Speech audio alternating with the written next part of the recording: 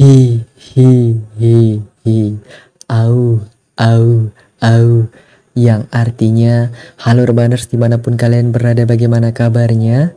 Kembali lagi dengan saya Ketokek, CEO S1 Urban Indonesia, sebagai seorang pengangguran dan beban keluarga. Kali ini saya akan merangkum sebuah film horor yang sangat menakutkan yang berjudul The Curse of La Llorona tahun 2017.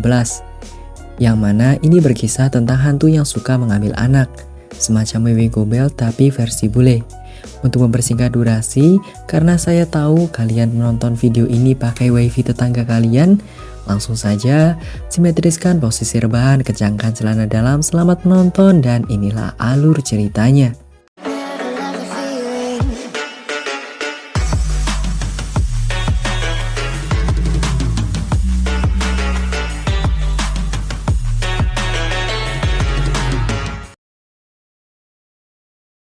Cerita diawali pada tahun 1673 di negara Meksiko.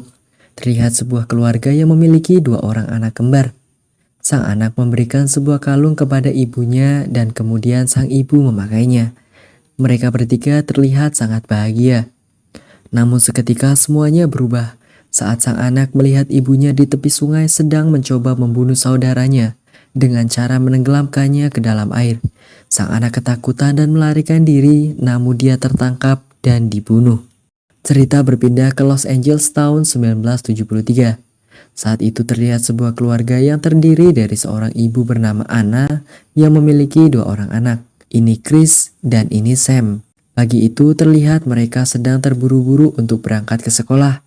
Hingga saat sudah di depan rumah, ternyata bis sekolah yang harusnya menjemput mereka sudah berangkat. Sehingga mereka berdua pun terlambat. Anna saat ini bekerja di sebuah kantor pelindungan anak, di mana saat ada di kantor terjadi sedikit perdebatan. Anna merasa kecewa kepada bosnya karena kasus yang ditanganinya dikerjakan oleh orang lain. Anna merasa keberatan, namun bosnya berkata kalau dia sering telat, jadi kasusnya lebih baik kalau dikerjakan oleh orang lain saja. Karena Anna kekeh tidak mau, akhirnya dia disuruh atasannya untuk menangani kasusnya langsung ke lapangan. Saat itu Anna datang dengan Pak Polisi. Saat sudah di depan pintu rumah kliennya yang bernama Patricia, terlihat Patricia nampak berperilaku sangat aneh. Saat Anna bertanya di mana anaknya, Patricia menjawab dengan sedikit takut bahwa anak-anaknya ada di tempat yang aman. Namun Anna merasa kurang yakin dan meminta untuk masuk ke dalam rumahnya agar bisa memastikannya sendiri. Patricia ketakutan dan hanya mengizinkan Anna saja untuk masuk, sehingga si Pak Polisi menunggu di luar.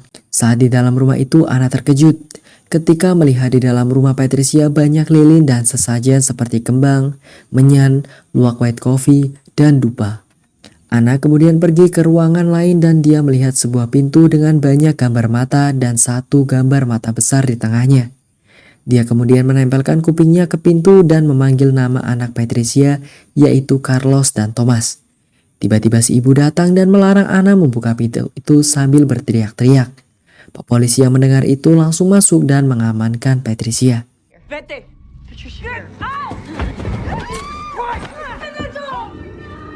Saat pintu itu dibuka, ternyata anak-anak Patricia di dalam sedang ketakutan.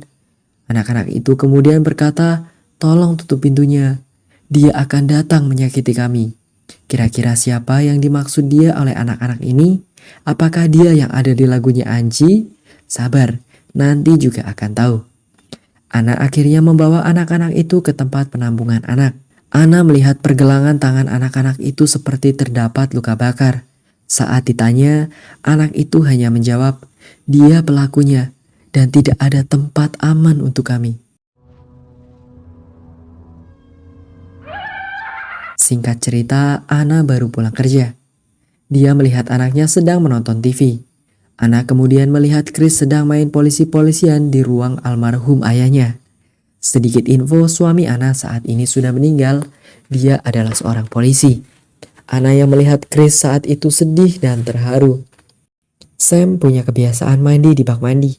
Saat itu dia meminta ibunya untuk mengkeramas rambutnya dan membilasnya dengan memasukkan kepalanya ke air. Thomas yang tidur di dekatnya tiba-tiba sudah ada di depan pintu dan mau keluar. Carlos memanggilnya tapi tidak direspon. Dia pun mengikutinya. Carlos berjalan di lorong hingga saat di sebuah sudut lorong terdapat cermin. Carlos menunjuk cermin itu. Tak disangka ada sosok wanita bergaun putih sedang berdiri di lorong. Cermin itu tiba-tiba pecah dan air menetes di depan Thomas. Si hantu akhirnya menampakkan diri. Telepon kamar Ana tiba-tiba berdering saat Ana tidur. Ia diminta oleh seorang bernama Cobb untuk menuju ke suatu tempat. Ana mengajak kedua anaknya ke sana.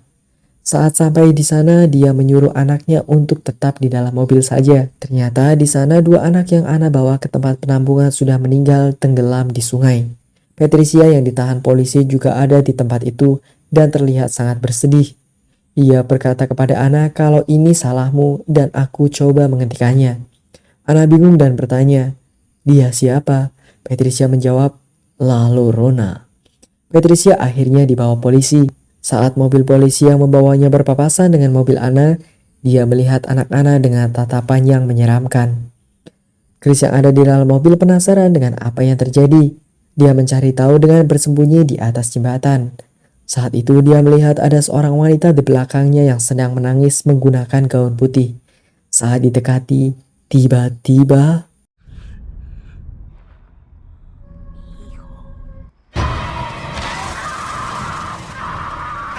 Chris lari ketakutan. Dia langsung masuk ke dalam mobil dan melihat bahwa hantu itu ada di jendela mobilnya. Namun sang adik tidak melihatnya. Saat itu Chris masih diganggu dengan kaca mobil yang tiba-tiba terbuka sendiri. Di tengah-tengah ketakutan itu, tiba-tiba ibu mereka datang dan mengajak mereka pulang.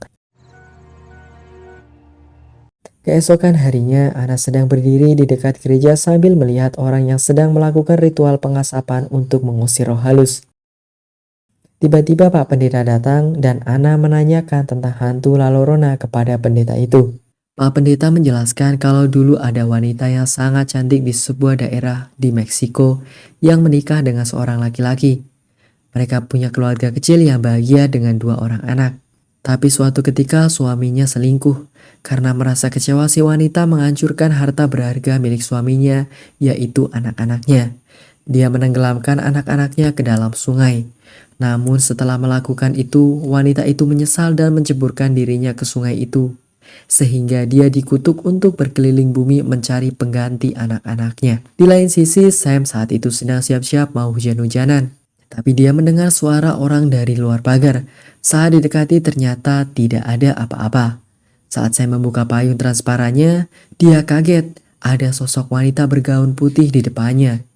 Namun saat dia mengangkat payungnya, sosok itu menghilang. Kemudian angin berhembus kencang hingga payung Sam terbawa angin. Saat akan mengambilnya, payungnya tertiup angin lagi hingga jatuh ke kolam. Akhirnya Sam mengambil payung itu dan mengangkatnya. Tiba-tiba si hantu memegang tangan Sam. Saking takutnya Sam sampai terjatuh. Ana yang baru pulang kerja memanggil-manggil Sam tapi tidak ada jawaban. Akhirnya Ana mencarinya ke kamar Sam. Ternyata Sam sedang duduk merenung di pinggir jendela. Ana langsung mendekatinya dan melihat ada luka di tangan Sam. Saat ditanya, Sam hanya menjawab kalau ia terjatuh. Ibunya menyemangatinya dengan menyuruhnya memeluk boneka. Namun Sam malah membuka korden jendelanya. Saat makan malam, Chris dan Sam tak selera makan. Sam akhirnya meminta izin ibunya untuk menonton TV. Ana dan Cobb masih di meja makan. Cobb meminta Ana untuk membaca lagi dokumen kasus Patricia karena mungkin saja ada yang dilewatkannya. Scene berpindah ke rumah Patricia. Terlihat seorang laki-laki masuk ke rumah itu dan mengambil sebuah cairan hitam kemudian dimasukkan ke dalam botol. Ana di kamarnya sedang mengecek dokumen-dokumen dari Patricia. Saat dia sedang melihat foto-fotonya, dia menemukan foto luka di tangan anak Patricia yang meninggal sama persis seperti luka di tangan Sam. Tiba-tiba Ana mendengar suara pintu yang terbuka dan tertutup.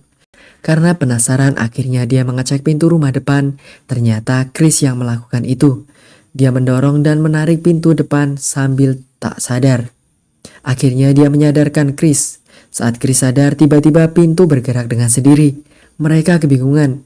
Tiba-tiba pintu terbuka sendiri dan ada sesuatu yang jahat ingin masuk ke rumah itu. Ana dengan cepat langsung menutup pintunya. Chris yang saat itu berdiri langsung terjatuh. Ana pun mengajak Chris untuk tidur lagi. Saat Ana kembali ke kamarnya, tiba-tiba lampu mati dan foto-foto yang tadi dia cek sudah berserakan. Anna bingung dan takut. Tiba-tiba pintu kamar Sam dan Chris terbuka sendiri dan terlihat muka Laurona di cermin. Pintu itu langsung tertutup dan Anna langsung mengambil tongkat kasti untuk mendobraknya. Namun si hantu tiba-tiba ada di depan pintu. Saat hantu itu akan dipukul, tiba-tiba anaknya keluar. Anna akhirnya menyuruh anaknya untuk tidur di kamarnya saja. Esok paginya, Anna menemui Patricia di kantor polisi. Dia sangat menyesal karena anak Patricia meninggal. Namun Patricia yang marah malah berkata bahwa anak-anak Anna akan didatangi La Llorona karena dia yang meminta kepada La Llorona agar anaknya yang mati digantikan oleh anak-anak Anna. Di lain sisi, Chris yang di rumah saat itu mencari Sam di kamarnya. Saat ia membuka tirai tempat tidur Sam, tiba-tiba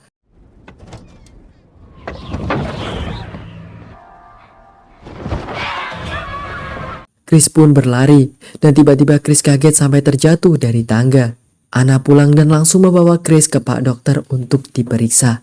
Malamnya saat mau makan malam, tiba-tiba Cop dan petugas rumah sakit datang untuk memeriksa keadaan Sam dan Chris. Cop mengatakan kalau Patricia akan dibebaskan karena tidak ada bukti yang kuat. Malam itu Anna menanyakan apa yang sebenarnya terjadi kepada Chris. Di lain sisi, Sam sedang mandi di bak mandi. Namun tiba-tiba muncul sebuah tangan dari belakang dan mengkeramas rambut Sam. Dan saat akan dibilas, tiba-tiba Sam ditenggelamkan. Tapi dia berhasil selamat. Namun saat Sam sedang memperhatikan keadaan sekitar, tiba-tiba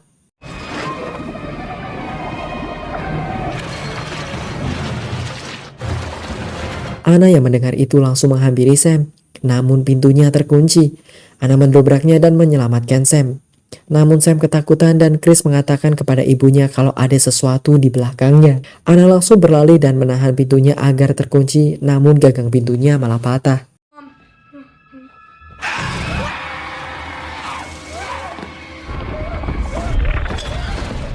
Mereka akhirnya pergi ke gereja untuk meminta pertolongan kepada Pak Pendeta. Namun Pak Pendeta tidak bisa menolongnya dengan cepat karena harus menunggu persetujuan dari pimpinannya. Akhirnya dia memberikan solusi agar dia menemui seorang yang dulu menjadi pendeta, tapi kini sudah menjadi seorang tabib. Dia adalah seorang curandero. Akhirnya mereka pergi ke sana dan bertemu dengan orang itu. Ternyata dia bukan Gus Samsudin. Orang itu bernama Rafael. Awalnya Rafael tidak mau membantu, tapi setelah anak-anak Anna memohon, akhirnya dia mau membantu. Anna awalnya mau menyembunyikan anak-anaknya di dalam hotel. Tapi Rafael mengatakan kalau hantu itu menempel ke keluarga Anna, bukan ke rumah Anna. Jadi dia akan tetap mengikuti Anna kemanapun anaknya pergi. Rafael akhirnya membawa semua peralatan yang dibutuhkan dan memulai semua ritual pengusiran.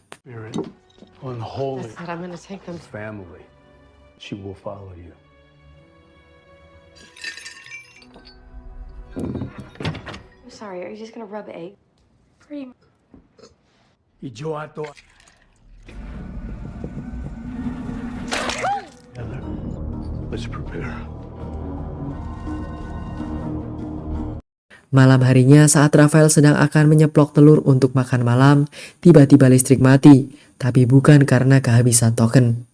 Anna dan dua anaknya duduk di tengah-tengah lilin yang menyala. Tiba-tiba hantu itu datang dan mematikan semua lilin. Di saat mereka ketakutan, tiba-tiba air menetes dari atas lampu mereka dan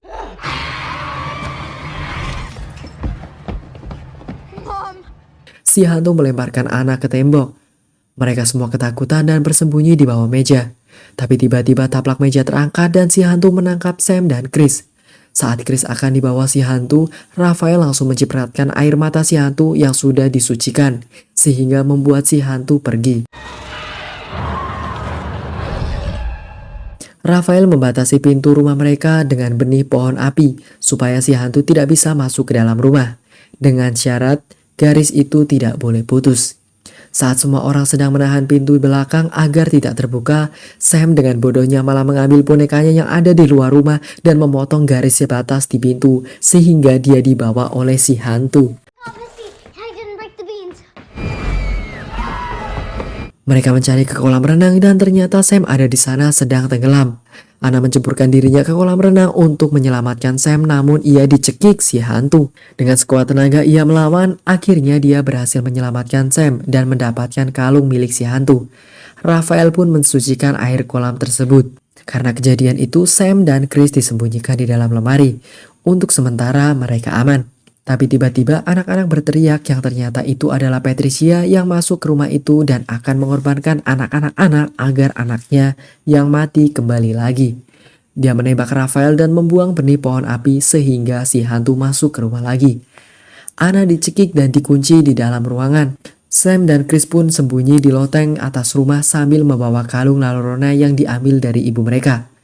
Mereka menahan pintu loteng tapi si hantu tetap bisa masuk dan mereka akhirnya berhadapan langsung dengan si hantu.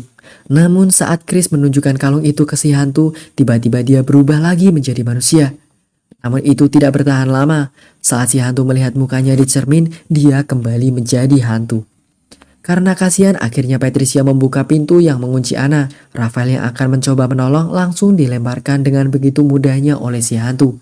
Saat si hantu akan mengambil anak-anak, Rafael langsung menendang salib yang terbuat dari pohon api ke arah Ana. Dan Ana pun menancapkannya ke tubuh si hantu dan si hantu pun hancur.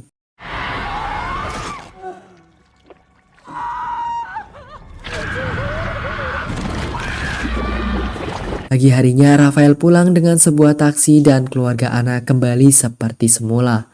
Dan film pun tamat. Saya beri nilai 8/10 untuk film ini. Jujur ini film yang sangat menyeramkan tapi bagus. Walaupun ada beberapa adegan yang menurut saya cukup aneh. Seperti si hantu yang bisa ditusuk. Padahal kan kita tahu kalau hantu itu kan tembus. Tapi ya terserah Pak Sutradara sajalah. Siapa tahu itu hantu yang masih training, kan kita tidak tahu. Seperti biasa, pesan yang bisa kita ambil dari film ini adalah jangan terlalu yakin dengan apa yang kita lihat. Karena tidak semua yang kita lihat itu benar. Itu. Jangan lupa like, komen, dan subscribe video ini untuk mengganti kopi dan kuota ketika saya mengedit video ini. Saya Ketokek mewakili seluruh hantu yang masih training mengucapkan terima kasih dan sampai jumpa di video selanjutnya. Matur nuwun. Rambut kepang, kuntil anak. Hamber. Bagi teman-teman rebahan semua yang mungkin pengen request film atau berkomentar apa, silahkan tulis aja di komentar, nggak apa-apa, atau tulis di tembok kamar mandi kalian juga nggak apa-apa, nanti ya saya yang baca, oke? Mungkin suara rekaman kali ini sedikit beda dari biasanya karena saya rekaman ini malam-malam. Bayangkan kalian, saya rekaman film horor malam-malam, ini aja saya merinding. Oke, yaudah ya, saya sedikit takut ini, makanya saya akhiri ya saja ya. Kalian jangan lupa jaga kesehatan, makan juga. Oke, terima kasih, bye bye.